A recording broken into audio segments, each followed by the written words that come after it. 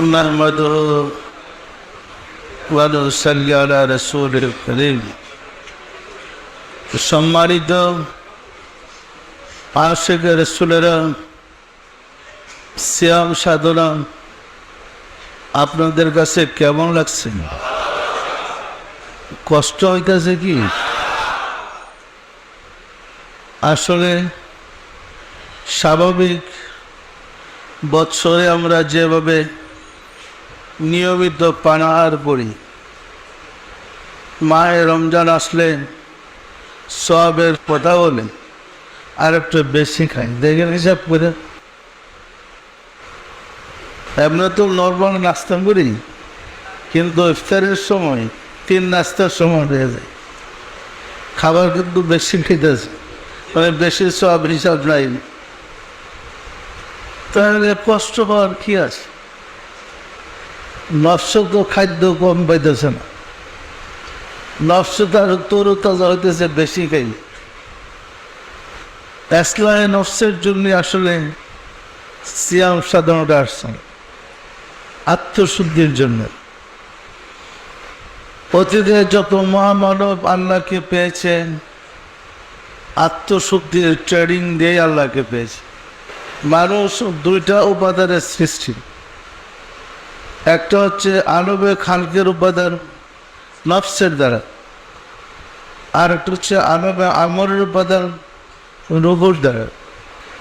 তো রুহুকে প্রেরণ করেছে দেহের ভিতরে প্রবুদ্ধ করার জন্য, কিন্তু নফসের শক্তি এত বেশি, রুহু তার সাথে কুলাইতে পারেন। ফলে শরীরপুর দ্বারা প্ররোচিত করে রুহুর দ্বারা সে পাপের কাজ করে।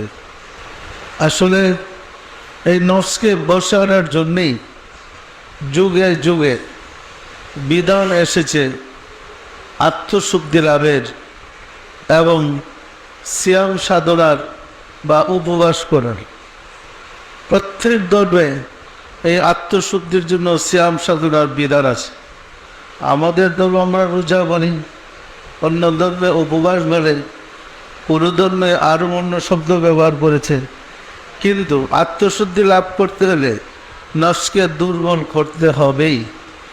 নফস দুর্বল না হওয়া পর্যন্ত আপনার রুহুর প্রভাবটা নফসের উপরে পরিপূর্ণ কার্যকারী হবে না। যেমন সূর্যের আলো জগৎকে আলোকিত করে ফেলে, কিন্তু সাময়িক মেঘই সূর্যকে ঢেকে দেয়। মেঘ যখন আকাশে থাকে আর সূর্য দেখা যেটা, সূর্য আছে মনে হয়, আবার যখন মেঘ কেটে যায় সূর্যের আলো পরিপূর্ণ জগৎকে আলো দিতে থাকে। সত্য না মিথ্যা বলে? আপনার ভিতরে আল্লাহ ফুঁকে দেওয়া যে রূহ, সেটা কিন্তু আল্লাহর প্রতিনিধি। কে বলেন তো? আল্লাহর প্রতিনিধি কে বলেন তো?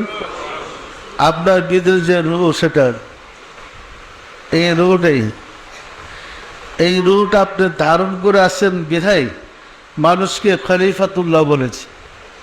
এই ফুঁকে দেওয়া রূহ আর কোনো প্রাণীর ভিতরে নাই, শুধু মানুষের ভিতরে। অন্য প্রাণীর ভিতরে যে প্রাণ আছে, যে জীবন আছে, ওইটাকে প্রাণ বলে। প্রাণীর ভিতরে যে প্রাণ আছে ওইটার দ্বারা ওইটাই নফস। জন্মগত প্রক্রিয়ায় নফস মানুষ এবং প্রাণী একই। পার্থক্য হল মায়ের উদরে যেমন শিশু সন্তান 4 মাস পূর্ণ হয়, তখনই তার ভিতরে রুহ ফুঁকে দেওয়া হয়। মানে তার স্ট্রাকচারটা, খাঁচাটা যখন তৈরি হয়ে আসে, তখনই আল্লাহর পক্ষ থেকে রুহ ফুঁকে দেওয়া হয়। তখন থেকে মানব জীবন শুরু। নফস এবং রুহ একত্রিত অবস্থানের সময়কে জীবন বলে। যতক্ষণ নফস এবং রুহ মানব দেহের ভিতরে একসাথে বসবাস করবেন, ততক্ষণ তার জীবন আছে। যখন রুহ বিদায় হয়ে চলে যাবে, নফসের সব আছে, কিন্তু সে লাশ হয়ে যাবে, মানব জীবনের অবসান। সুতরাং আপনার দেহের ভিতরে যতক্ষণ রূহ আছে ততক্ষণে আপনি সাধনা করার সুযোগ আছে, সময় আছে। যখন রূহ চলে যাবে, লাশ হয়ে যাবে। ফলে আমাদের দায়িত্ব এবং কর্তব্য হচ্ছে রূহ ভিতরে থাকা অবস্থায় আল্লাহকে স্বীকার করেন, আল্লাহকে লাভ করেন। কারণ রূহের মাঝে আল্লাহর সব গুণ আছে, এমন একটা গুণ নাই যেটা রূহের ভিতরে নাই। আল্লাহর সব গুণ আছে, সে কার্যকারী করতে পারতেছে না নফসের কারণে। এই কারণেই মসজিদের সারির দিকে মসজিদের সহবত নিয়ে রূহকে প্রজ্বলিত আলো দ্বারা আলোকিত করতে হয়। রূহ যখন প্রজ্বলিত নূরের সিরাজা মনিরার আলো দ্বারা আলোকিত হয়, তখনই রূহের আলোতে নফস ক্রমান্বয়ে আলোকিত হতে থাকে এবং পুরা মানুষটা আলোকিত হয়ে পড়ে। তখনই তার ধর্ম হয় প্রকৃত শান্তির ধর্ম। পরিষ্কার না? পরিষ্কার না? সম্মানিত আশিকে রাসূলেরা, বাতির মধ্যে কোনো অন্ধকার থাকে না। বাতি তো আলো দিবে, অন্ধকার থাকবে কিভাবে?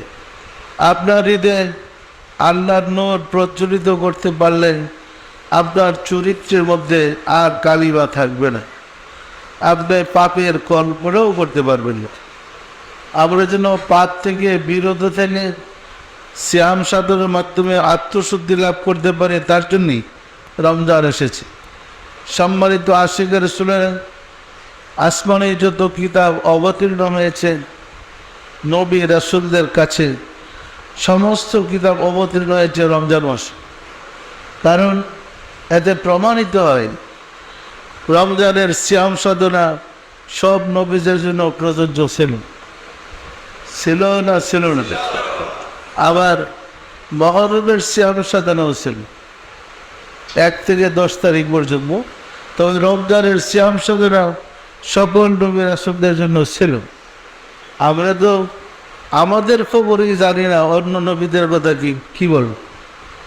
সম্মানিত আশিকে রাসূলেরা, এই সিয়াম সাধনা সার্বজনীন হয়েছে কুল কায়নাতের রাহমাতুল লিল আলামিনের বরকতে।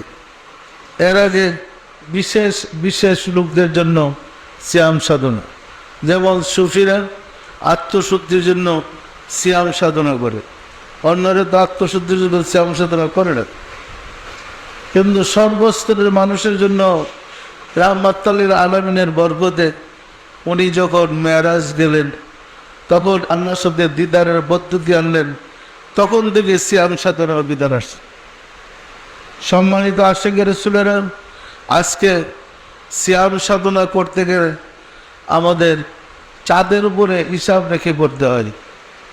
মুসলমানদের যাবতীয় ধর্মীয় অনুশাসনগুলো লালিত পালিত হয় চাঁদের তারিখ অনুযায়ী, অন্যান্য ধর্মাবলম্বীদের সূর্যের তারিখ অনুযায়ী।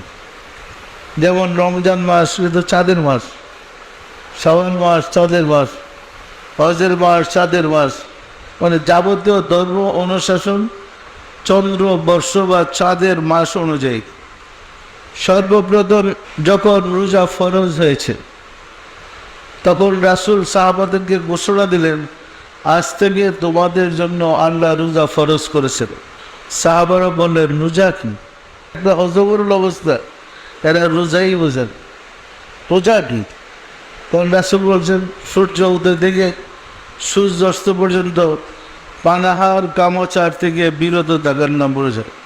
তাহলে আমরা রোজা কীভাবে রাখবো? ইয়া রাসূলুল্লাহ, আপনি বলে দিন। তখন আল্লাহ রাসূল বললেন, চাঁদ দেখে রোজা রাখো, চাঁদ দেখে ইফতার কর। মানে রোজার দিন নির্ধারিত চন্দ্র দেখে কবে চাঁদ উদয় হয়, আবার পরবর্তী চাঁদ কবে উদয় দেখে মানে ঈদ করো, রোজা করো। পরিষ্কার না? পরিষ্কার না? তখন লোক সংখ্যা ছিল একদম কম।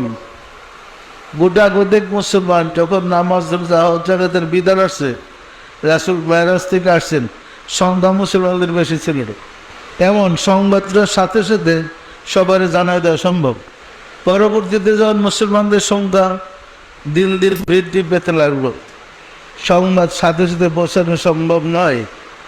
আল্লাহ রাসূল বললেন যে তোমরা চাঁদকে গণনা করো, চাঁদ কিন্তু গণনার বস্তু। কোরআনে আল্লাহ বলছে আশ-শামসু ওয়াল কামার বিহুসবান, আমি চন্দ্র সূর্য সৃষ্টি করেছি সময়কে গণনা করার জন্যে। যখন ঘড়ি আবিষ্কার হয় নাই তখন চন্দ্র সূর্য গড়েছিল। বিশ্বাস হয় আপনাদের?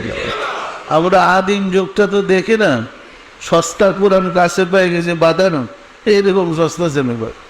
কোরআন প্রয়োজন একটা এক মাঝে লিখে, প্রয়োজনে দুইটা এক মাঝে লিখে। এখন তো বাঁধানো একদম টেস্ট করা কি সুন্দর করে, এরকম ছিল না। সুতরাং ধর্মটা এরকম ছিল না, প্রয়োজনে বিধানটা পরিষ্কার না পরিষ্কার না। আপনারা অভিভূত হবেন আল্লাহ এবং রাসূলের কথাবার্তা শুনে। মানে সারা জীবন কোরআন পড়ে আসলাম, আল্লাহ রাসূল কীভাবে কথা বলছে আমরা কিন্তু জানি না। জানেন? হাদিস দেখে জিজ্ঞাসা করেন, জানেন? কোরআন স্পষ্ট আয়াত আসছে 318টা। কোন ইয়াদের? কুল ইয়া আইয়ুহাল কাফিরুন, হে রাসূল আপনি বলুন কাফেরদেরকে, লা আ'বুদু মা তা'বুদুন, তোমরা যার ইবাদত করো আমরা তার ইবাদত করি না। আমরা যার ইবাদত করি তোমরা তার ইবাদত করো না। তোমাদের জন্যে তোমাদের ধর্ম, আমাদের জন্যে আমাদের ধর্ম। কি পরিষ্কার দেখে, মানে কাফেররা বলল জামেলের দরকার কি বাতিছে, আমি আর তুমি তো চাষা বাতিছে সম্পর্ক। আবু জাহেল আবু লাহাব রাসূল একই গোত্র একই রক্ত, ঝগড়ার কোনো দরকার আছে? চলো 6 মাস আমরা সবাই মিলে তোমার আল্লাহর ইবাদত, আমি তুমি রাজি হয়ে যেতাম আলহামদুলিল্লাহ। 6 মাস তো নামাজ পড়ে দেব কি, আর পরের 6 মাস তুমি সহ আমরা আমাদের দেবতার পূজা করবো। কি সুন্দর প্রস্তাব, প্রস্তাব হইল সুন্দর। আল্লাহর এটা পছন্দ হইল না। আল্লাহ কয়, হে রাসূল আপনি বলুন, এরা যে প্রস্তাবটা হচ্ছে জবাবটা দেন। কুল ইয়া আইয়ুহাল কাফিরুন, হে রাসূল আপনি কাফেরদেরকে বলুন, তোমরা যার ইবাদত করো আমরা তার ইবাদত করি না। আমরা যার ইবাদত করি তোমরা তার ইবাদত করো না। তোমাদের জন্যে তোমাদের ধর্ম, আমাদের জন্যে আমাদের ধর্ম। কথা পরিষ্কারটা বোঝা গেছে? এর কি সুন্দর কথা আল্লাহ রাসূলকে শিখিয়ে দিচ্ছে। ওই রকম শিখনা কথা কোরআনে 318টা আয়াত আছে। আল্লাহ কোল দিয়ে বলছে রাসূলকে, হে রাসূল আপনি বলুন। এরা এই প্রশ্ন করেছে কিয়ামত কবে হবে, হে রাসূল আপনি বলুন কিয়ামতের জ্ঞান একমাত্র আল্লাহর আছে। গনিমতের মাল কি হবে, হে রাসূল আপনি বলুন আল্লাহই ভালো জানেন। মানে এত সুন্দর কথা। এতদিন তুমি কোরআন পড়লাম, হাওয়ার কি একজন বাইক পড়তে গেছি, দুইজনে কি কথাবার্তা বলেন, মনে যে আমরা পূর্বের জায়গায় চলে গেছি। ওই দুই বন্ধুর কথা শুনতেছি আর আমরা কোরআনটাকে দেখতেছি, অনেক আনন্দ লাগে। কেউ ভালো লাগে না খারাপ লাগে? সামনে সামনে যদি শোনেন বন্ধু বন্ধুকে কি শিখাই দিতেছে, তিনি কি জবাব দিতেছে, কাফেররা কি প্রশ্ন করছে উত্তরটা কি জবাব শিখাই দিতেছে, ভালো লাগবে না খারাপ লাগবে? এই সবগুলা কথা কিন্তু আপনাদের কোরআনে আছে। কিন্তু আমাদের নসিব খারাপ, নির্বুধের হাতে দেওয়া দিছে কোরআনের শাসন, এরা কোরআন বোঝেন।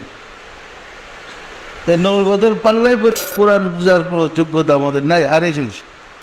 পরিষ্কার না পরিষ্কার না? সম্মানিত আশিকের রাসূল যে কথা বলতে চেয়েছিলেন, দেন প্রথম যখন রমজান আসছে ওই দিনেরই কথা, তোমরা চাঁদ দেখে রোজা রাখো, চাঁদ দেখে ইফতার ভাই।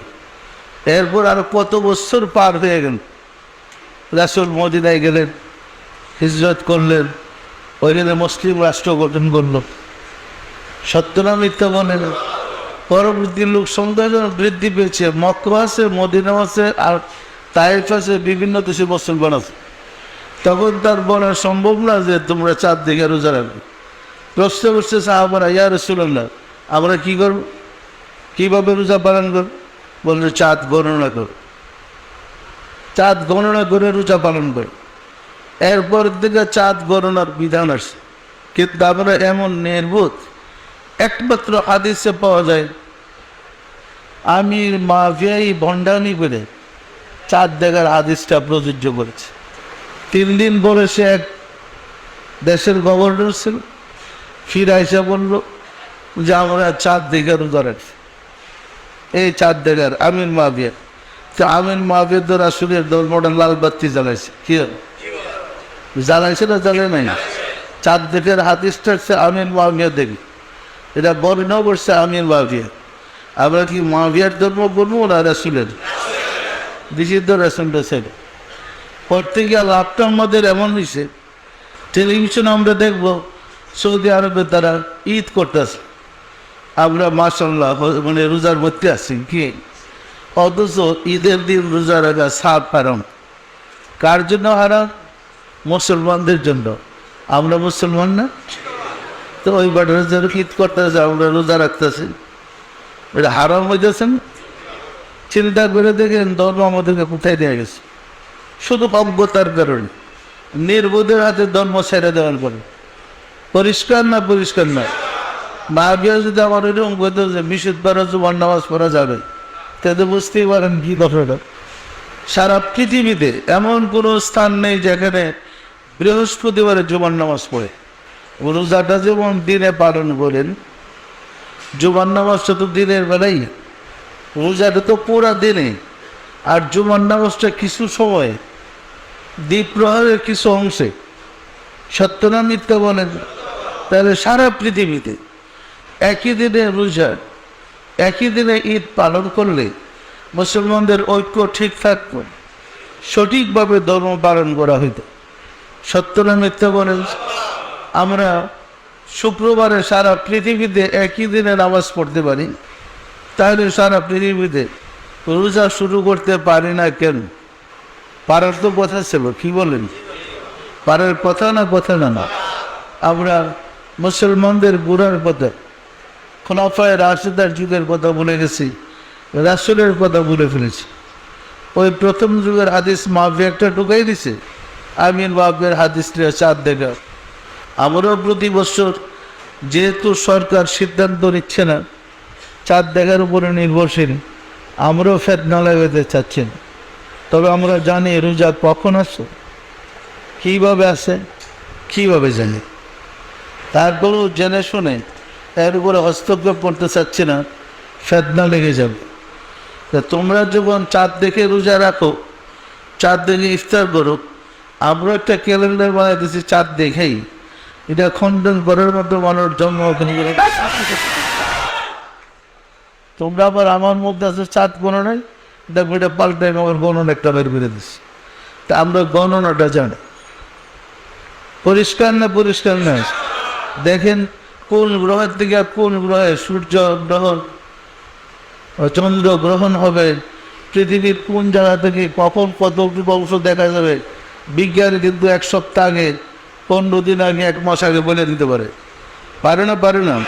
তো পৃথিবীর চাঁদরা কখন কোথায় থাকবে বিজ্ঞান বলতে পারে না? পারে না? তো আমরা বিজ্ঞানের ফর্মুলাটা মানলেই তো হয়ে যায়। ওইটা না মানলাম, চাঁদ দেখার যে সীমানায় কখন আছে এটা বুঝলে তো চলে। চলে না? চলে না?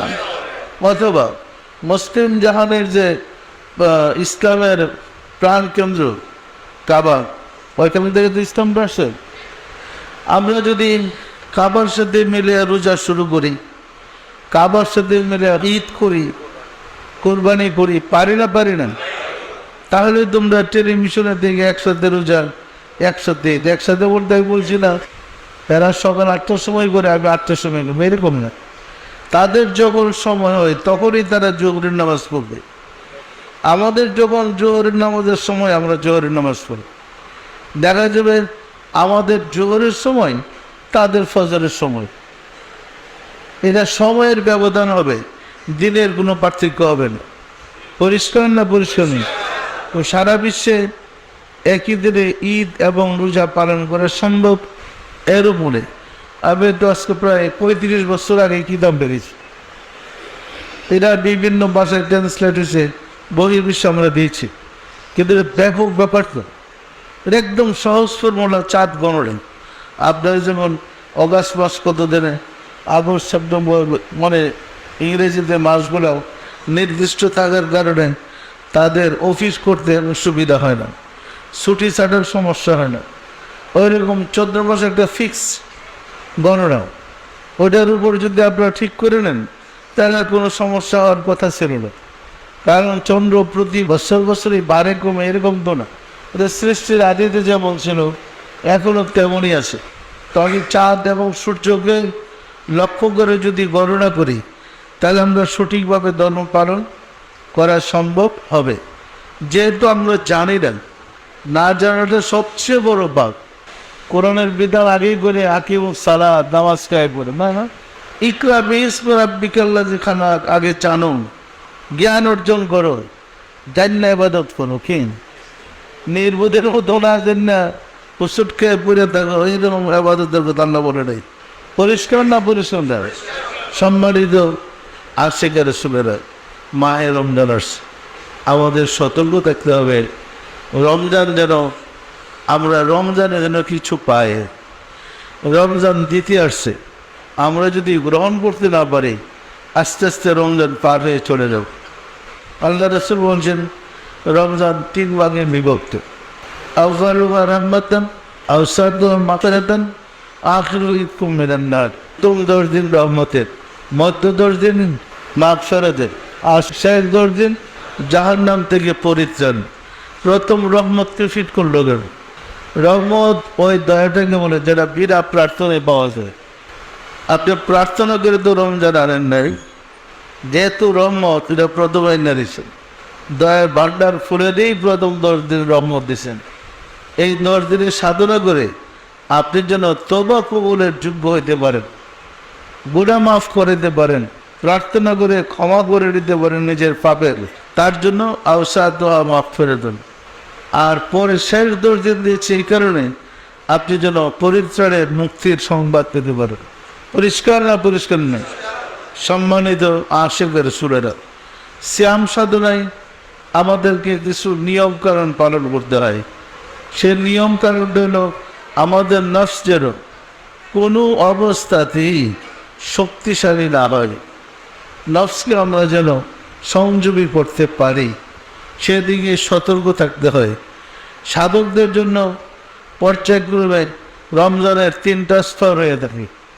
প্রথম সারির সাধক, দ্বিতীয় সারির, তৃতীয় সারির।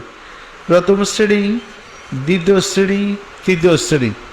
প্রথম শ্রেণীর যে সাধক তাদের রোজা হয় পানাহার কামাচার, পাপের কল্পনা, পাপের কর্ম থেকে বিরত থেকে সার্বক্ষণ আল্লাহর ধ্যান এবং খেয়ালে থাকা, সর্বাবস্থায় আল্লাহর জিকিরে নিমগ্ন থাকা, স্মরণে থাকা। এটা হলো প্রথম সারির, প্রথম শ্রেণীর রোজা। সেটা আশিক রাসূলরা রাখতে পারে ইচ্ছা করলে। কারণ আপনাদের কালবে জিকির আছে না নাই? আপনারা যদি সেহরির সময় খেয়াল করেন কলবে ঠিক আছে কিনা মিটারটা কি ফিট করে দেন, আজকে রোজা পালন করবো আত্মশুদ্ধি রোজার মধ্যে। আজকে কি করে মালিকের কাছে, আশিক রাসূলদের কাছে তো তাদের মালিক, এদের তো মালিক দূরে না। মনে মনে মালিককে বললে দয়া করে তুমি যে রোজায় খুশি সে রোজা পালন করার সুযোগ করে দাও। সার্বক্ষণ যেন আমি তোমার স্মরণে, তোমার জিকিরে নিজেকে ডুবাই রাখতে পারি। সম্ভব? সম্ভব না সম্ভব না? এটা কঠিন কোনো ব্যাপারই না। এক নিচ্ছে যে ওই স্টেজে বসতে পারে না, এই যে লতিফা চলে আবার বন্ধ হয়ে যায়। কিছু কিছু লোকের নতুন অবস্থা হয়ে যায়, এই কোনো চলতেছে মাঝে মাঝে বন্ধ হয়ে যায়, আবার খেয়াল করলে চলে। তাদের অবস্থা হলো আজই করতে হয় যে আমি যেন পাপের কল্পনাদের বিরত থেকে রোজাটা পালন করতে পারে। পানাহার কামাচারদের থাকবে না, সেটা তো বড় জিনিস না, পাপের কল্পনাও করতে পারবে তা। আর প্রথম সারির রোজা হলো যে পানাহার কামাচার থেকে বিরত থাকে, এটা সর্বসাধারণের রোজা। তাহলে সর্বসাধারণ বিশেষ ব্যক্তি আর তার চেয়ে একদম উন্নত বিশেষ ব্যক্তির পার্থক্য আছে না নাই? সাধারণ মানুষের রোজা শুভে সাদের থেকে সূর্যাস্ত পর্যন্ত পানাহার কামাচার থেকে বেরোতে থাকে।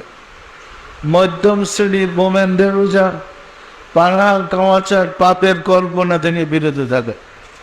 উত্তম শ্রেণীর রোজা যা ওলি আল্লাহদের রোজা, আশিক রাসূলদের রোজা, ওখানে সর্ব অবস্থায় আল্লাহর প্রেমে ডুবে থেকে রোজা। আপনি আল্লাহর প্রেমে ডুবে থাকলে মনে করেন আপনার কাম কাজ বন্ধ হয়ে যাবে। কেন সফিরা সার্বক্ষণ আল্লাহর প্রেমে ডুবে থাকে, অথচ তার সব কাজ চলতেছে, কাজও করতেছে, আল্লাহর সাথে প্রেমের খেলা খেলাইতে আছে। পরিষ্কার না পরিষ্কার নয়? ওয়া হইল উত্তম শ্রেণীর রোজা। আমরা যদি সতর্ক থাকতে হবে এদিকে, আমরা যদি গত বছর প্রথম সারির রোজা করে থাকি, মাত্র তৃতীয় ক্লাসের রোজা করে থাকি, এই বছর জন্য আমরা দ্বিতীয় ক্লাসের রোজাটা করতে পারি। যদি গত বছর রোজা আমরা তৃতীয় ক্লাসে করে থাকি, সতর্ক থাকতে হবে আমরা যদি প্রথম সারির রোজাটা পালন করতে পারি। পরিষ্কার না পরিষ্কার না? প্রথম সারির রোজা পালন করলে রোজা আমার জন্যে, তার প্রতিদান আমি নিজে। আল্লাহ বলছেন রোজা আমার জন্যে, তার প্রতিদান আমি নিজে। তাহলে আপনি যদি প্রথম সারির রোজা পালন করেন, সার্বক্ষণ আল্লাহর স্মরণে নিজেকে কাটাতে পারেন, সর্বাবস্থায় আল্লাহর জিকিরে ডুবে থাকতে পারেন, তো আল্লাহ তো আপনার হবেই। হবে না? হবে না? যে ব্যক্তি হৃদয় সার্বক্ষণ আল্লাহকে ধারণ করে আছে, আল্লাহর জিকিরে নিমগ্ন আছে, তার রোজা তো পুরা হবেই। হবে না? হবে না? সম্মানিত আশিক রাসূলেরা, সতর্ক থাকতে হবে। একটার পর একটা যত আবাদত করছি, আগেরটার চেয়ে এই আবাদত আরও উন্নত হয়, আগের চেয়ে যেন আরও ভালো হয়, আরও বেশি পুরস্কার পাওয়ার যোগ্য হই। পরিষ্কার? আমি কি ধারণাটা দিতে পেরেছি? সিয়াম সাধনার জন্য সেহরি যখন খাবেন, তখনই কনবে সেহরি খাওয়ার আগেই যখন উঠবেন, আপনার পুজো টুজো করে পবিত্র হইলেন, খাইতে বসবেন, কনবে খেয়াল করেন, মালিককে স্মরণ করেন, বলে তুমি আমার দ্বারা ওই রোজা পালন করাও যে রোজার বিনিময়ে আমি তোমাকে পাবো। তুমি বলেছ রোজা আমার জন্যে, তার প্রতিদান আমি। দয়াময়, তুমি আমার দ্বারা এমন রোজা পালন করাও যে রোজার বিনিময়ে আমি তোমাকে পাব। পরিষ্কার? এটা শ্রেণীর সময় মনে মনে আজিজি বলবেন। অবশ্য হঠাৎ করে নফসকে আপনার যখন খাদ্য থেকে বিরত রাখবেন, দীর্ঘদিনে একটু অভ্যস্ত 3 বেলা পানাহার করার, সময়টা চেঞ্জ হয়ে গেছে, খাইবার সময়টা খিদা লাগবে, একটু কষ্ট লাগবে, লাগে কিন্তু তখন সাথে সাথে কোনো ডিব্বা যায়, যেখানে দেন খেয়াল করে মনে মনে বলেন দয়া করে আমার কষ্টটা কমায় দাও না। দেখবেন সাথে সাথে যেমন বিদ্যুতের দেখছেন আর খিদার টেরি বলবেন না, আপনি বলেন না আপনার মালিকদের বিশ্বাস জায়গা মনে মনে দয়া করে আমার কষ্টটা কমায় দাও না, সেকেন্ডের ভিতরে পরিবর্তন হয়ে গেছে। আপনাদের বিশ্বাস হয়? আমি বলছি আপনাদের রোজা পালনটা যেন সহজ হয়, এইভাবে স্মরণ করে আগান এবং করতে থাকেন। ইফতারের আগে আমি আপনাদেরকে পরামর্শ দিচ্ছি, দেখেন মুসলমানদের সালাত কবুল হওয়ার জন্য শর্ত রাসূলের উপরে দরুদ পড়া। নামাজের মধ্যে যত সূরা কেরাতে পড়ে কবুল হবে না, যতক্ষণ না পর্যন্ত পুটফি লাগান। দরখাস্ত অ্যাকসেপ্ট হবে না কুটফি না দিলে, হয় নাকি? ওই কুটফি হলো সালাম ফিরিবার আগে তার সামনে গিয়া রাসূলের উপরে দরুদ সালাম পৌঁছায়। রাসূলের উপরে দরুদ সালাম না পৌঁছলে বললাই যাবে, এই নামাজের কোনো মূল্য নেই। পরিষ্কার না পরিষ্কার না? সুতরাং নামাজ যেমন দরুদ না পড়লে কবুল হয় না, আপনার রোজাও দরুদ না পড়লে কবুল হবে না। কে করবে? আপনার এটা সত্যায়িত করবে কেন? আপনার সারাদিনের রোজাটা কেমন হয়েছে এটা সাক্ষী নেই। সুতরাং ইফতারের আগে আমরা যদি একটু সতর্ক হয়ে সেখানে যে ইফতারের আমরা 20 মিনিট আগে, আধা ঘন্টা আগে ইফতার সব টেবিলের আগে রেডি করে ছেলেপুলেদেরকে নিয়ে বসলাম, বসে শুরু করলাম রাসূলের সাথে মিলাদ করে। করতে পারবো না? পারবো না? মিলাদ করে যদি আমরা খেয়াল করি, আজিজ করে রাসূলকে স্মরণ করি, রাসূলের কাছ থেকে আমরা ফায়েজটা পাবো না পাবো না? এই সঙ্গে একাগ্রতার সাথে কনসেন্ট্রেশনের সঙ্গে যদি আপনি খেয়াল করেন, দেখাই তো যায় রাসূলের কাছে এসে বসছে মিলাদের সময়, তখন সামনে রেখে একসাথে ইফতার করেন না, অসুবিধা কোথায়? আমার মনে আছে আমাদের প্রথম জীবনে সাদরের বাচ্চাদেরকে নিয়ে ঢাকাতে যখন আসছে, তখন বাচ্চা কাচ্চাদেরকে নিয়ে একসাথে ইফতার করতাম। তো আমি আবার ভিন্ন নিয়ম পালন করি। নিয়মটা ছিল বাচ্চাদেরকে বলতাম, সবাই বসো, মিলাদ করো আর খেয়াল করো রাসূলের, আজিজি করো, রাসূলকে স্মরণ করো। খেয়াল করতে করতে রাসূলের যুগে চলে যাও, প্রার্থনা করো মিলাদের মাধ্যমে, ইয়া রাসূলুল্লাহ আপনি দয়া করে আমাদের এখানে ইফতারের টেবিলে আসেন, আমরা আপনার সাথে ইফতার করবো। তখন বাচ্চারা এমন একটা হারাতে ইফতারের আগে এক একজন এক এক রকম দৃশ্য দেখে। ওই দেখতেছে কেউ রাসূল উটের পিঠে চাওয়ার নিয়ে আসতেছে, কেউ দেখতেছে রাসূল খেজুরের বাগানে ঘুরতেছে, আইসা হাজিউল্লাহ বলে আসছিল আপনার দয়া করে ইফতার করেন, আমরা রোজা করি। পরিষ্কার না পরিষ্কার না? এই প্র্যাকটিস কিন্তু আমরা করে আসছি। সুতরাং মহব্বতের সাথে আজিজের সাথে এই কাজটা করেন, এতে আপনার সাথে রাসূলের একটা প্রেমের সম্পর্ক হয়ে যাবে। আপনারা যেমন অতিথির দাওয়াত দিয়ে ইফতার করেন, তা আমাদের সবচেয়ে বড় অতিথি কে বলেন তো? আমরা দাওয়াত দিয়ে কান্নাকাটি করি, ইয়া রাসূলুল্লাহ আপনি আসেনি, আমরা তো স্বার্থের জন্যই আপনাকে ডাকবো, আপনাকে বলে আমাদের রোজা কবুল হবে, আপনার দয়া করে আমাদের রোজাটা কবুল করে। পরিষ্কার না পরিষ্কার না? এই প্রেমের দিবস যখন আপনি মিলাদ যা পড়বেন, রাসূলের একটা জানার সময় বা আপনার কাছে আসে, এক হাতে তালি বাজে নাও, তালি দেওয়ার জন্য দুই হাত শর্ত। আপনি যদি ইয়া রাসূলুল্লাহ ডাক দিবেন, উনি ছুটে আসবেন আপনার কাছে, না আসা পর্যন্ত রাসূল সুস্থি থাকতে পারবে না। সুতরাং প্রেমে ডুবে আবাদত করেন, এই আবাদতের মূল্য আছে। আর প্রেম বিহনে আবাদত নিষ্ফল, কোনো কর্ম এই আবাদতের কোনো মূল্যই নেই। প্রেমে ডুবে রোজা খোলেন, ইফতার করেন, দেখবেন রোজার সারাদিনের বরকত ফজিলত। আপনারা ইফতার সারছেন, শরীরটা হালকা হয়ে গেছে, মনটা ফায়েজে ভরে গেছে, মনে হয় আমার একটা ঈদ শুরু হয়ে গেছে।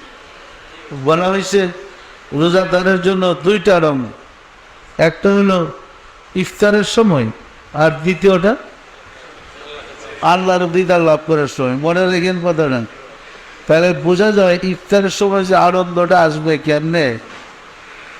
যিনি কুল কায়নাতের রহমত জননাকি উপস্থিতি পাবেন, আনন্দ আসবে না আসবে না? ফায়েজে হৃদয়টা পড়ে যায়নি। আবার যদি ধরেন সারাদিন উপবাসের পরে খাইলাম, এটা আনন্দ, জরুর বেটা খাইলে আরো পরিশ্রম হয়ে গেলে।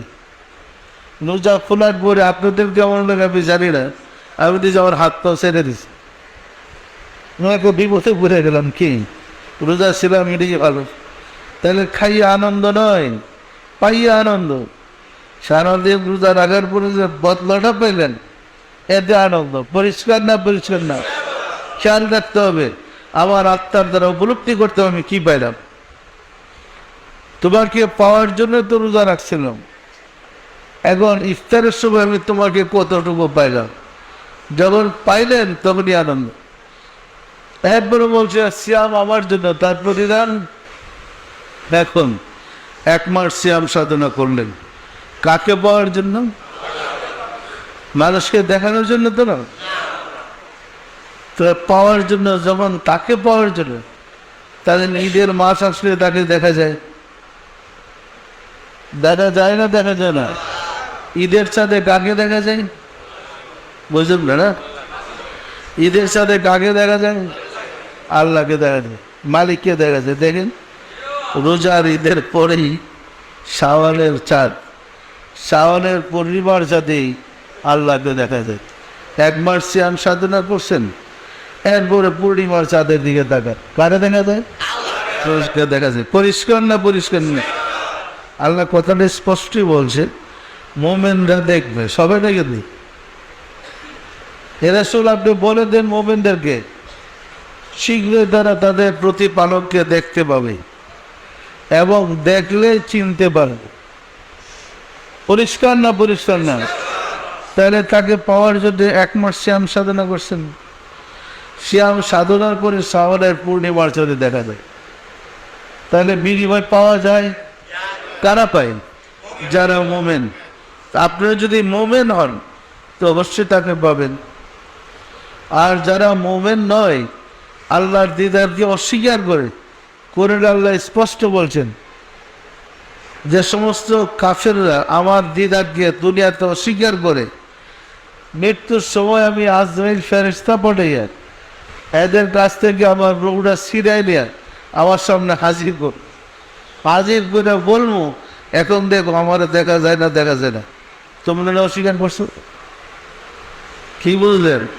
আজকেই এই আয়াতটা দিয়ে আসছে কোরআন, আজকেই তাফসীরে এই আয়াত আসছে, যারা আমার দিদারকে দুনিয়াতে অস্বীকার করে, মৃত্যুর সময় আমি রূহ কবজ করার ফেরেশতা পাঠিয়ে দিই, তাদের রূহটা ছিনাই এনে আমার কাছে হাজির করে বলবো, এখন দেখো আমাকে দেখা যায় না, দেখা যায় না। তোমরা না অস্বীকার করছিলে আমাকে দেখা যায় না? কি বুঝেন? কাফেরও আল্লাহকে দেখবে, তাহলে তো অস্বীকার করবি। মোমেন রেখে আল্লাহকে দেখবে না। সুতরাং মোমেন তো দুনিয়াতেই হবে, মৃত্যুর পরে কিসের মোমেন? মৃত্যুর মধ্যে শেষ। সুতরাং সাধনা করেন ওই পর্যায়ে আল্লাহকে না পাওয়া পর্যন্ত। পবিত্র কোরআনে একটা আয়াত আছে, উবুদু রাব্বাকা হাত্তা ইয়াতিকাল ইয়াকিন, তুমি ইবাদত করো এই পর্যন্ত যে পর্যন্ত তোমার বিশ্বাস না আসে। এখন তাফসীরকারগণ একিনের অনুবাদ করছে একিনান বাবানা মওতান। আচ্ছা, বিশ্বাস আর মওত কি এক জিনিস? এরা বিশ্বে বসে মরলে আর ইবাদত নেই। এইগুলো বলছে যে পর্যন্ত মৃত্যু না হয় ইবাদত করতেই থাকো, মিলাইতে পারে না তো তাহলে কথা। আল্লাহ বলছে উবুদু রাব্বাকা হাত্তা ইয়াতিকাল ইয়াকিন, বিশ্বাস না আসা পর্যন্ত ইবাদত করো। বিশ্বাস আসলে ইবাদত থাকবে না। বিশ্বাসের শেষ তত্ত্ব হলো আল্লাহতে মিশে একাকার হয়ে যাও। বিশ্বাসের 3টা স্তর, এক বলে কি আইনলে কিন হাক করে কিন। এক বলে কি হলো আল্লাহ আছে, এলেম শিক্ষা করে এই বিশ্বাসটা লাভ করা কি এলমুল কিন বলে। কিতাব কোরআন হাদিস পড়লাম আল্লাহ একজন আছে, করে আল্লাহকে বিশ্বাস করলাম, এলমুল কিন বলে। আইনুল কিন বলে সাধনা করে অন্তর্দৃষ্টিতে আল্লাহকে দেখার পরে যে বিশ্বাস, সে বিশ্বাস কিতাব পড়ার বিশ্বাসের যে বেশি না কম, ওইটাকে বলে আইনুল কিন। হাকুল কিন বলে নিজের হৃদয়ে আল্লাহর নূর প্রজ্বলিত করে আল্লাহকে দেখার পরে যে বিশ্বাস, ওই বিশ্বাস নষ্ট হওয়ার কোনো কারণ নেই। যিনি নিজের হৃদয়ে আল্লাহর নূরকে পরিপূর্ণ প্রজ্বলিত করতে পেরেছেন, তার বিশ্বাস কি নষ্ট হবে? ওইটাকে হাক্কুল ইয়াকিন বলে। আয়াতটা বলছে এই কারণে উবুদু রাব্বাকা হাত্তা ইয়াতিকাল ইয়াকিন, বিশ্বাস না আসা পর্যন্ত বন্দেগী। বিশ্বাস আসলে বন্দেগী থাকে না। বিশ্বাসের শেষ স্তর আপনার হৃদয়ে আল্লাহকে বসানো। আল্লাহ যদি আপনার হৃদয়ে বসা থাকে, আপনার হৃদয় যদি আরশ না হয়, কাকে সেজদা করবেন? তখন কাকে সেজদা করবেন? আপনার হৃদয় তো তিনি যাকে সেজদা করবেন। এই কারণে আয়াতটা নাযিল করছি, তার জন্য আর ইবাদত নাই। কারণ ইবাদত করতে উদ্দেশ্যে আমাকে তার হৃদয়ে বসে রাখছে। এখন সেজদা করতে হলে তাকে বাইর করে সেজদা জায়গায় নিতে হবে। তো সে তো হৃদয় থেকে কখনো তাকে বাইর করতে চাবে না, চাবেন নাকি? তার জন্য বলছে উবুদু রাব্বাকা হাত্তা ইয়াতিকাল ইয়াকিন, পরিষ্কার। এখন প্রশ্ন থাকতে পারে নবীগণ কি ওই জায়গায় পৌঁছায় নাই? আউলিয়া কেরাম বলবো ওই জায়গায় পৌঁছায় নাই, তাহলে তারা কেন ইবাদত করছে? জবাব আছে। একজন মানুষ MA পাশ করার পরে হাই স্কুলের শিক্ষকতা নেই, 7 বা 8 ক্লাসে বসে স্যারে যে বইটা পড়তেছেন, এই বইটা কিন্তু স্যারের জন্য না, কার জন্য? বুঝতে পারছেন? কিন্তু কবে 5-6 পড়েছেন, এত 7-এর তো কবি পাস করছে। এই পড়াটা পড়তেছে ছাত্রের জন্য। যারা মুর্শিদ তারা জোরেদের বিধিবিধান পালন করে মুরিদদের জন্যে, ছাত্রদের জন্যে। নবী রাসূলগণ বিধিবিধান পালন করেছে উম্মতের জন্যে, নিজের জন্য নয়। তিনি পাশ করার পরেই নবী হয়েছে, আল্লাহকে পাওয়ার পরেই রাসূল হয়েছে। পরিষ্কার? আপনারা দোয়া করেন আল্লাহ তোমার যেন পাই, প্রার্থনা করেন আল্লাহকে পাওয়ার জন্য কামনা। পাওয়ার পরে কি করবেন? পাওয়ার করে বলেন আল্লাহ তুমি যাও, কি এবার তো তোমার তুমি যাও। পরিষ্কার না? পরিষ্কার না? আল্লাহ সম্বন্ধে কোনো আলোচনাই আমাদের দেশে জায়েজ দেয়, কারণ আল্লাহ সম্বন্ধে কথা বলে তুমি এইবার যাবো। আপনারা যে কোরআনটা পড়তে পারতেন সুন্দর করে, বুঝতেন আল্লাহ রাসূলের কথা, নবীদের সাথে আল্লাহ কীভাবে কথা বলছেন, সাধারণ মানুষের সাথে কীভাবে কথা বলছেন, আপনি পাগল হয়ে যেতেন। এত সুন্দর কথা, আর এগুলো আমাদের কাছে এতদিন গোপন ছিল। পরিষ্কার না? পরিষ্কার না? সুতরাং যেহেতু বোঝে না, সেহেতু আমাদের ধর্মটাই উলট পালট হয়ে গেছে। আমি যা বলছি অযৌক্তিক মনে হয়, অসম্ভব মনে হয়। সুতরাং আপনি যখন আল্লাহকে পাইলেন, আল্লাহ তো আপনাকে পাইত। কি আপনার পায়ে ওষুধ খেয়ে ব্যথা পেলেন, আপনার বুকটা কেটে ওঠে, মাথায় আঘাত লাগলো, বুকের মধ্যে ব্যথা লাগে, লাগে না? লাগে না? সেই অনুভূতিটা ওটা আসছে কোথা থেকে? আপনার রুহ থেকে। দেহের মধ্যে আঘাত লাগলো, ব্যথাটা মানে রুহ। ব্যথা কে পায়? আঘাত লাগলো দেহে, ব্যথা পায় রুহ। তাহলে এই দেহটাকে জাহান্নামের আগুনে পোড়াবে, রুহের কষ্ট লাগবে না? কে লাগবে না? লাগবে না? কে বলছে জাহান্নামে জ্বালাবে? যে বলে হেরেই জাহান্নামে দেওয়া। পরিষ্কার না? পরিষ্কার না? যে আল্লাহকে বিশ্বাস করেছে তার জন্য জাহান্নাম হারাম। পরিষ্কার না? পরিষ্কার না? সুতরাং বিশ্বাস রাখেন, আপনার দেহে আঘাত পেলে যদি রোগ কষ্ট পায়, আপনি যদি পেরেশান থেকে রোগ কষ্ট পায়, রোগ মানেই আপনার মালিক কষ্ট পেতেছে। আপনার কষ্টে যদি মালিক কষ্ট পায়, এই মহান মালিক কীভাবে আপনাকে জাহান্নামে দিবে? সম্ভব? আমি ওই দিন বলতেছিলাম, সারা পৃথিবীর সরকার প্রধানরা যদি বলে শেষ সপ্তাহ 2টার সময়টা খাইতে হবে, না ওই ক্রস ফায়ারে দেওয়া হবে, দেখা যাবে কত হাজার মানুষ, যে লক্ষ মানুষ ফাঁকি মারছে, বাচ্চা জানো টুকটাক করবে, লাগবে, আসলে কেউ খাইব না। খেয়ে যে মানুষ আল্লাহর বয়ে এই ঘুম হারাম করে দেয়, ওইটা খাইতেছে, আল্লাহর সন্তুষ্টের জন্য রোজা রাখতেছে, এই মন লাগে কে জাহান্নামে দিবে? কে জাহান্নামে দিবে? কে? সে তো তার মালিকের সন্তুষ্টের জন্য ঘুম হারাম করেছে, পানাহার করতেছে, মালিকের সন্তুষ্টের জন্য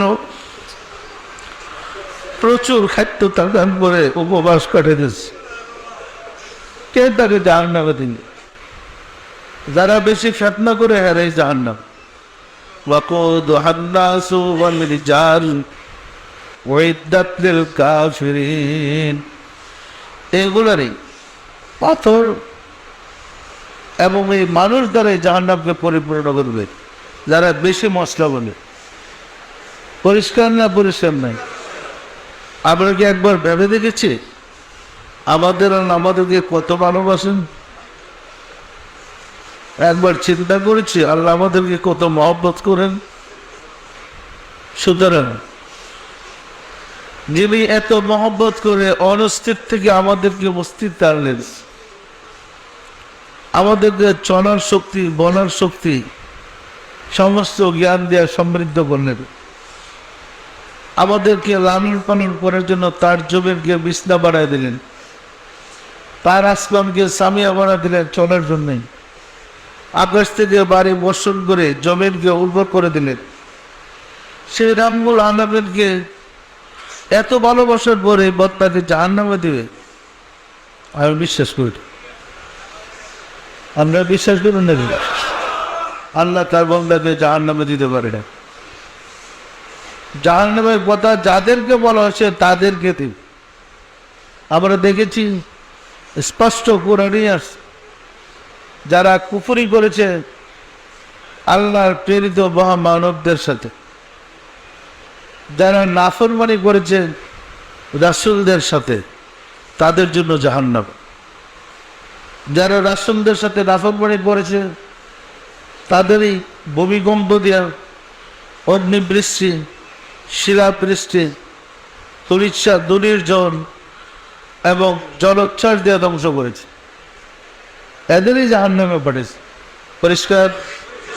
সম্মানিত আশিকের রাসূলের প্রতিটা কোরআনে প্রতিটা অক্ষর প্রমাণ করবে, যিনি আল্লাহকে পেয়েছেন আপনি তার অনুকরণ করবেন, তার অনুকরণের মাধ্যমে আল্লাহ আপনার কাছে চলে আসবে। আগুন ছাড়া বাতি জ্বালানো যায় না, বাতি জ্বালাইতে হলে আগুন লাগবেই। প্রেরিত নবী রাসূলগণ আল্লাহর পক্ষ থেকে প্রচলিত প্রদীপ, তাদের হৃদয়ে আল্লাহকে ধারণ করে তারা শিক্ষক হিসেবে আবির্ভূত হয়েছিলেন। এই কারণে কোনো নবী, কোনো রাসূলকে কিতাব পড়তে হয় নাই, কালির অক্ষর শিখতে হয় নাই। ওনাদের হৃদয়ে আল্লাহকে ধারণ করে ওরা আল্লাহর বাণী প্রচার করেছিলেন। পরিষ্কার? যার হৃদয়ে আলো আছে, যার হাতে বাতি আছে, সে কি আর অন্ধকারে পড়ে? সুতরাং নবীগণ রাসূলগণ হৃদয়ে আল্লাহকে ধারণ করে আসছিলেন এবং সাধারণ মানুষকে শিক্ষা দেয়া তাদের হৃদয়ে আল্লাহর নূর জাগ্রত করে দিয়েছেন। আর সেই শিক্ষাই সুফিবাদের শিক্ষা, আত্মশুদ্ধির শিক্ষা। আপনার হৃদয়ে যদি আল্লাহ জিকির বসাইয়া ওই নূরের দ্বারা হৃদয়কে আলোকিত করতে পারেন, আপনি মুমিন, আপনি আশিকে রাসূল, আপনি আল্লাহওয়ালা। পরিষ্কার? আমার কথা কি বুঝতে সমস্যা হচ্ছে? সম্মানিত আশিকে রাসূলেরা, মাহে রমজান আপনাকে সাহায্য করবে সাধনা করার জন্যে। প্রতিটা মুহূর্তে স্মরণ করে দিব আমি রোজা। দেখেন, রমজান মাসে আপনি মনে না রাখলেও কিছু চোখের সামনে বললে খাইতে মনে চাইব না। প্রতিটা মুহূর্তে আপনাকে স্মরণ করে দেব আমি রোজা। তার মানে আমি যে রোজা রেখেছি আমার মালিক আমার কাছে থেকে দেখছে, দেখে না? দেখে না? সুতরাং বিশ্বাসের সাথে মহব্বতের সাথে চেষ্টা করেন রোজা যেন কবুল হয়। যে রোজা পালন করলেন তার বিনিময় আল্লাহকে পাওয়া যায়, সে রোজা পালন করেন। রামুজদা থেকে অবশ্য রমজান আসছে, জ্বালিয়ে দাও, পুড়িয়ে দাও, কি জ্বালিয়ে দেন? বলছে নফসের ইচ্ছাকে, আপনার মনের আকাঙ্ক্ষাকে আল্লাহর ইচ্ছায় এই শেপে বানান। স্বর্ণকে পাকা করতে গেলে আগে এটা গালাইয়া ভিতরে খাইট বাইর করতে হয়। আল্লাহর প্রেমে নিজের অস্তিত্বকে চালাইয়া পুরাইয়া আপনার আমিত্বকে চিরতরে শেষ করে দেন। যা বেঁচে থাকবে আল্লাহই থাকবে।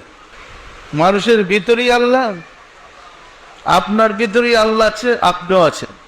আপনার কোন অংশটা আপনি আর কোন অংশটা আল্লাহ ভাগ করে দেবে? ভাগ করতে বলুন এই রমজান দিয়ে। রোজা রেখে তাকে জ্বালান পুরান, আপনার আমিত্ব দোষ ত্রুটি বেড়ে যাবে, যারা খাঁটি স্বর্ণে পরিণত হবে। সেটাই আল্লাহর গুণ, আল্লাহর চরিত্র। পরিষ্কার? আমার কথা বুঝতে সমস্যা হচ্ছে? সুতরাং চেষ্টা করবেন সিয়াম সাধনটা যেন এমন হয় বিনিময়ে আমরা আল্লাহকে পাই।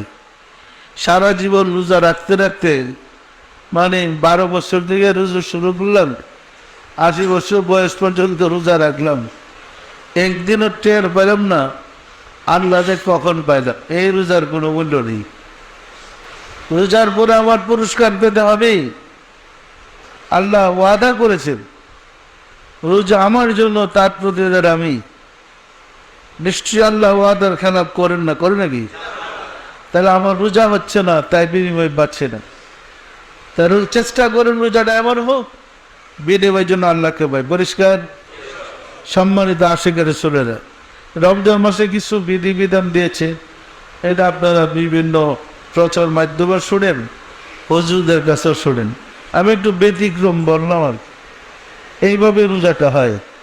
মহব্বতের সাথে চেষ্টা করবেন যার যার রোজাটা যেন কবুল করে দিতে পারেন, এবং চেষ্টা করবেন ইফতারের আগে বসে মিলাদরা পড়ে চোখের পানি স্যারের খাওয়ার সামনে রেখেন আর স্মরণ করেন আপনার রোজা যেন কবুল হবে।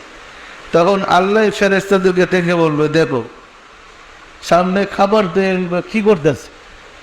ফেরেশতারা সাক্ষী দিলে, দেয় ভাই এরা তোমার বয়ে খাইতেছে না, কারণ সময় হচ্ছে না, খাচ্ছে কেন? তোমার ভয়ে। তখন আল্লাহ বলবে, তোমরাও সাক্ষী দিলো, আমিও সাক্ষী দিলাম। যাদের এই আবাদত আল্লাহ নিজে দেখে সাক্ষী থাকে, এরা জাহান্নামে যাবে। সম্মানিত আশিকের রাসূলেরা, সতর্ক থাকবেন নফস যেন আমাদেরকে ধোঁকা দিতে না পারে। নফসের কুকর্ম থেকে যদি আমরা সবসময় সতর্ক থাকি। আসুন রাব্বুল আলামিনের সাহায্য চাই, তিনি যেন দয়া করে তার ইচ্ছায় পরিচালিত আর সুযোগ করে দেন। আমিন। আউযু বিল্লাহি মিনাশ শাইতানির রাজিম। বিসমিল্লাহির রহমানির রহিম। আস্তাগফিরুল্লাহ রাব্বি মিন কুল্লি জামবে ওয়া আতুবু ইলাইহি। আল্লাহ জীবন ভর নফসের খায়েশে শয়তানের ফেরেবে যত প্রকার গুনাহ করিয়াছি, সমস্ত গুনাহ হইতে তোমার নিকট তওবা করিতেছে। আয় আল্লাহ দয়া করিয়া আমার তওবা কবুল করো, আমার গুনাহ মাফ করো। লা ইলাহা ইল্লাল্লাহু মুহাম্মাদুর রাসূলুল্লাহ। সবাই দিলের হাত উঠে বলেন, আল্লাহ তোমাকে অবদান পাওলাদান খুদা অদম কান্দার বিকুগরা বাবে রহমতের তোমার প্যারা হাবিবের শানে দুরুদ সালাম পেশ করলাম। শ্যাম সাধনার প্রথম সপ্তাহ অতিবাহিত করে ফেলেছে। সেই 10 দিন রহমতের জন্য নাজির করা হয়েছে।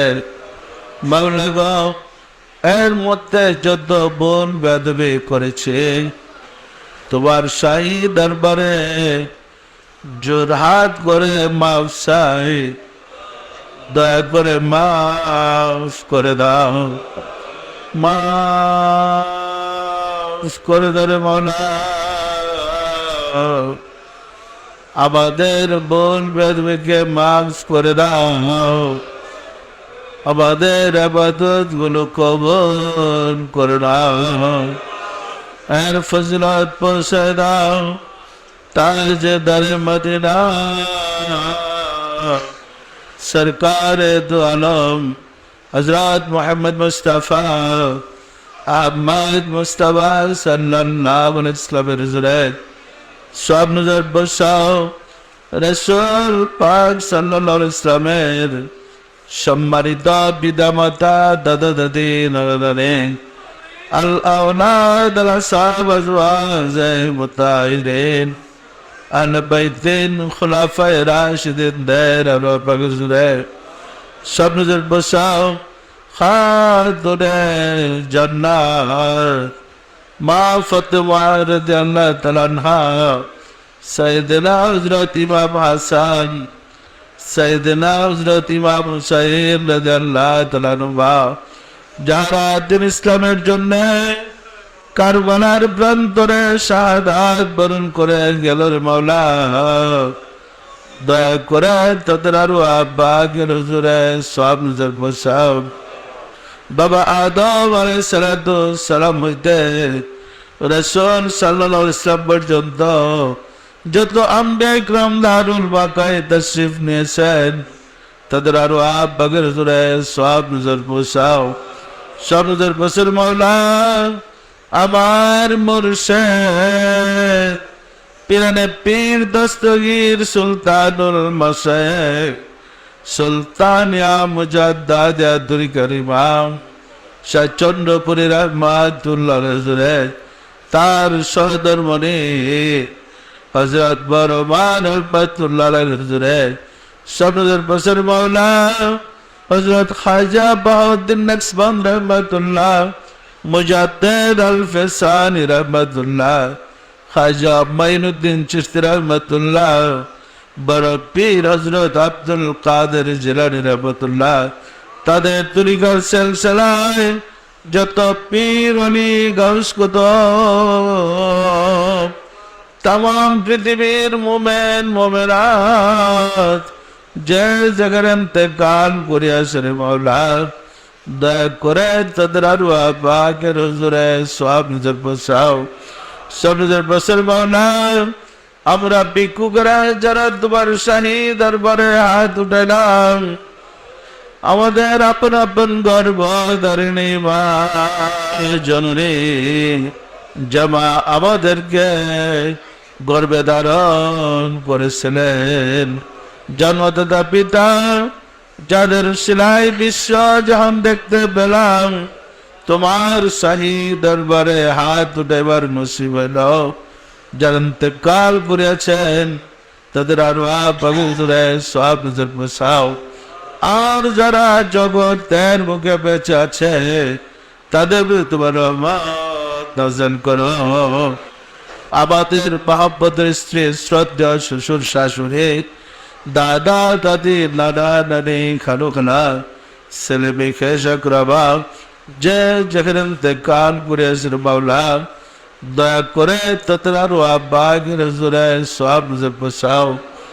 আর যারা জগতের বুকে বেঁচে আছে তাদেরকে তোমার রহমতের চাদর দিয়ে রেখে রাখো মাওলা গো। ও গো দেল মাওলা দেল খুদা, মাহে রমজানুল মুবারকের প্রথম 10 দিন প্রায় বিদায়ের পথে, আমরা রহমতের দিন প্রায় শেষ করে ফেলেছি। তুমি দয়া করে আমাদের রোজাগুলোকে কবুল করে নাও। তুমি দয়া করে আমাদের চরিত্রকে সুন্দর করে দাও। সিয়াম সাধনার মাধ্যমে যেন আমরা তোমাকে পেতে পারি সুযোগ করে দাও। আমাদের মুনাজাত কবুল করে নাও। আর সিয়াম সাধনা আমাদের জন্য দয়া করে সহজ করে দাও। আমরা সিয়াম সাধনা করতে যেন কষ্ট না পাই সুযোগ করে দাও। আমিন। লা ইলাহা ইল্লাল্লাহ মুহাম্মাদুর রাসূলুল্লাহ।